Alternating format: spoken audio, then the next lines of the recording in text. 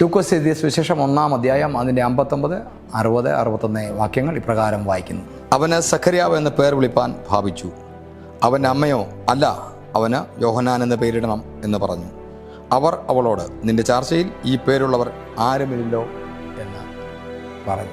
നോക്കൂ, ഈ യോഹന്നാനെ പരിച്ഛേദന ഏൽക്കാൻ ഉള്ള സമയമായി ജനിച്ച 8-ാം ദിവസം.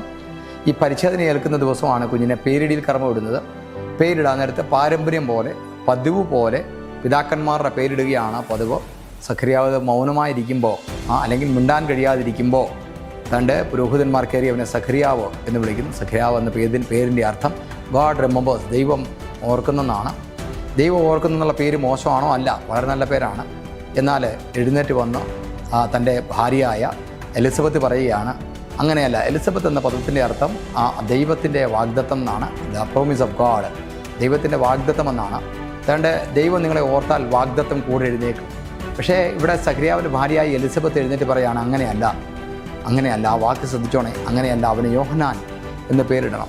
ദൈവത്തിൻ്റെ പ്ലാനിന്, പർപ്പസിന്, ദൈവം നിങ്ങളെപ്പറ്റി നിശ്ചയിച്ചിരിക്കുന്ന പദ്ധതികൾക്ക് വിരോധമായ പേരുകൾ നിങ്ങൾക്ക് ഉചിതമല്ല.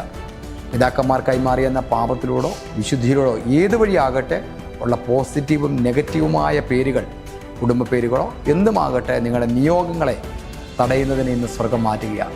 നിയോഗത്തിൽ നിന്ന് നിന്നെ പുറത്തേക്ക് കൊണ്ടുപോകുന്ന എല്ലാവിധ പേരുകളെയും എല്ലാവിധ പഴഞ്ചൊല്ലുകളെയും ഇന്ന് വചനത്താൽ മുറിക്കുകയാണ്. നിങ്ങളെ ദൈവം ആക്കി വെച്ചൊരു പർപ്പസ് ഉണ്ട്. ഒരു മനുഷ്യനും ഒരു പ്ലാനില്ലാതല്ല, ഒരു പദ്ധതിയില്ലാതല്ല ദൈവം ആക്കിയിരിക്കുന്നത്. ലൂക്കോസ് സുവിശേഷത്തിൽ യേശു പറയുന്ന 4-ാം അധ്യായത്തിൽ പറയുന്നു, എന്നെ ദൈവം സുവിശേഷം അറിയിപ്പാൻ അയച്ചിരിക്കുന്നു. നാം ഓരോരുത്തരും അയക്കപ്പെട്ടവരാണ്. ദൈവം ഒരു പ്രത്യേക പേരിട്ട് നിങ്ങളെ അയച്ചിരിക്കുകയാണ്. നോക്കൂ, എലിസബത്ത് എഴുന്നേറ്റ് എന്ന് പറയുന്നവന് ഇന്ന പേരിടണം. നിങ്ങൾക്ക് പ്രശസ്തിയും പേരും തരുന്ന ആളുകളെ ദൈവം നിങ്ങളെ കണക്ട് ചെയ്യാൻ പോവുക. നിങ്ങളെപ്പറ്റി അപവാദം പറയുന്നിടത്ത്, നിന്ന പറയുന്നിടത്ത് അങ്ങനെയല്ല എന്ന് സധൈര്യം എഴുന്നേറ്റ് പറയുന്ന ആളുകൾ നിങ്ങൾക്ക് വേണ്ടി കർത്താവ് എഴുന്നേൽപ്പിക്കുന്നു. നിങ്ങളുടെ പേരിനെ തെറ്റായി ഉപയോഗിക്കുന്നിടത്ത്, നിങ്ങളുടെ സഭയുടെ പേരോ നിങ്ങളുടെ കുടുംബ പേരിനെയോ നിങ്ങളുടെ തലമുറകളെയോ നിങ്ങളുടെ ബിസിനസ്സിനെയോ താഴ്ത്തി പറയുന്നിടത്ത് ചിലർ എഴുന്നേറ്റ് വരാൻ പോവുകയാണ് എലിസബത്തിനെ പോലെ. അങ്ങനെയല്ല, ഇന്നത് പറയണം, സക്സസ് എന്ന് പറയണം, ജയമെന്ന് പറയണം, പ്രവാചകൻ എന്ന് പറയണം, അപ്പോസ്തലൻ എന്ന് പറയണം എന്ന് പറഞ്ഞ് നിങ്ങൾക്ക് വേണ്ടി സംസാരിക്കാൻ സ്വർഗത്തിലെ ദൈവം ആളുകൾ എഴുന്നേൽപ്പിക്കുകയാണ്. അടുത്ത വാക്യം കണ്ടോ, നിങ്ങളുടെ ചാർച്ചക്കാരുടെ ഇടയിൽ ഇങ്ങനെ ഈ പേരുള്ളവർ ആരുമില്ലല്ലോ. ഞാൻ നിങ്ങളെ നോക്കി ഒരു പ്രവചനം എന്ന് പറയാം. നിങ്ങളുടെ ചാർച്ചക്കാരുടെ ഇടയിൽ ആരുമില്ലാത്ത പേരുകളുമായി നിങ്ങൾ എഴുന്നേൽക്കാൻ പോവുകയാണ്. പ്രവാചകനെന്നോ അപ്പോസ്തലനെന്നോ റിവൈവലിസ്റ്റ് എന്നോ സക്സസ് എന്നോ നിങ്ങളുടെ ചാർച്ചക്കാരുടെ ഇടയിൽ ആരും ഉണ്ടാവുകയില്ല. എന്നാൽ നിങ്ങളെ ലോകത്തിൻ്റെ മുന്നിൽ നിർത്താൻ പോവുകയാണ്. ഈ റിവൈവലിസ്റ്റ് എന്നറിയപ്പെടാൻ, പ്രവാചകൻ എന്നറിയപ്പെടാൻ, അപ്പോസ്തലൻ എന്നറിയപ്പെടാൻ, സക്സസ് എന്നറിയപ്പെടാൻ, ഇൻ്റർനാഷണൽ ബിസിനസ്സിനുകാരൻ എന്നറിയപ്പെടാൻ, മൾട്ടി നാഷണൽ ബിസിനസ് ചെയ്യുന്ന ആളുകൾ എന്നറിയപ്പെടാൻ നിങ്ങളുടെ പേരുകളെ മേൽ സ്വർഗം മുദ്രയിടുകയാണ്. ഇതുവരെ നിങ്ങളെപ്പറ്റി പറഞ്ഞ കൊള്ളില്ല, മണ്ടനാണ്, കഴിവില്ലാത്തവനാണ്, മരമണ്ടനാണ് എന്ന പറഞ്ഞ പേരുകൾ നിങ്ങളിൽ നിന്ന് മാറിപ്പോയിട്ട് സക്സസ് എന്നും ബ്ലെസ്സിങ് എന്നും നിങ്ങളുടെ മീതെ സ്വർഗം എഴുതുകയാണ്.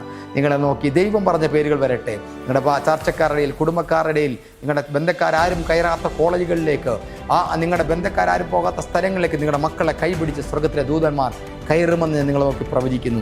അടുത്ത വാക്യം പറയുന്നു, സഖര്യാവ് അവൻ്റെ പേര് യോഹന്നാൻ എന്നെഴുതി. നിങ്ങളുടെ പേരുകൾ ചിലടത്ത് വരാൻ പോവുക കേട്ടോ. സ്വന്തമായി ഭവനമില്ലാത്തവർ നിങ്ങളുടെ പേരിൽ ഭവനം, നിങ്ങളുടെ പേരിൽ വീടുകൾ, നിങ്ങളുടെ കുഞ്ഞിൻ്റെ പേരിൽ അഡ്മിഷനുകൾ, നിങ്ങളുടെ പേരുകൾ എഴുതാൻ പോവുകയാണ് സ്വർഗം ചിലത്. അതുകൊണ്ട് ധൈര്യപ്പെട്ടുകൊള്ളുക. കർത്താവ് നിങ്ങളെ ധാരാളമായി അനുഗ്രഹിക്കട്ടെ. നിങ്ങളുടെ ശരിയായ പേരുകളിൽ, ദൈവം മറഞ്ഞ പേരുകളിൽ നിങ്ങൾ അറിയപ്പെടട്ടെ. ആമേൻ.